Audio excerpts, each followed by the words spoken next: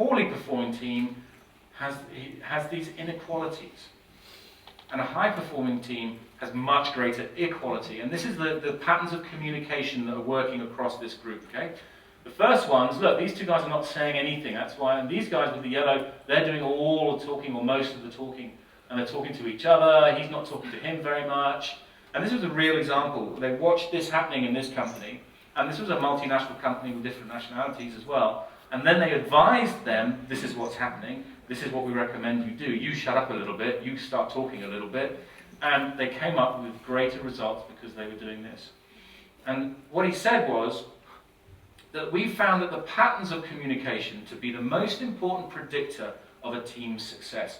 Not only that, but the patterns are as significant as all of the other factors: individual intelligence, personality, skill, and the substance of discussions combined.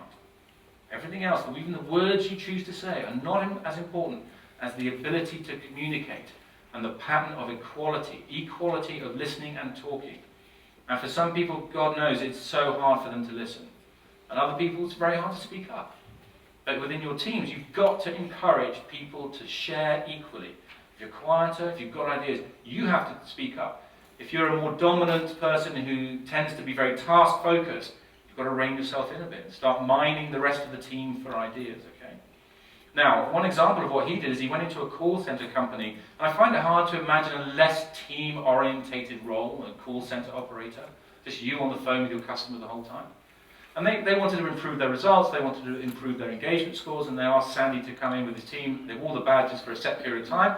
They went away, looked at the data, he came back and he made 2 recommendations to this company. 2 recommendations. The first one, in their office canteen, they had a lot of little square tables where you could get 1 or 2 people only really at the table, okay? He said, make the tables one great big long table. Have great big long tables with benches so more people can sit around them together. And his second recommendation, synchronize your coffee breaks. Now you can't put everyone off, but in shifts, get them to have coffee together at the same time. That's it. That's all he said. They kind of went, really?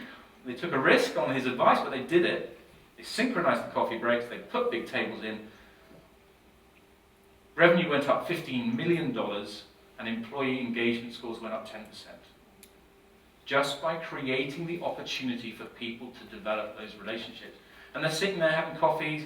Oh, I've got this problem, I had this customer issue, and what would you do? And they're advising and learning from each other and helping each other. Companies now have adopted this practice, and they've banned coffee on your desk. And they make you go and just have coffee with each other at certain times of the day. It's very powerful. Just create that opportunity.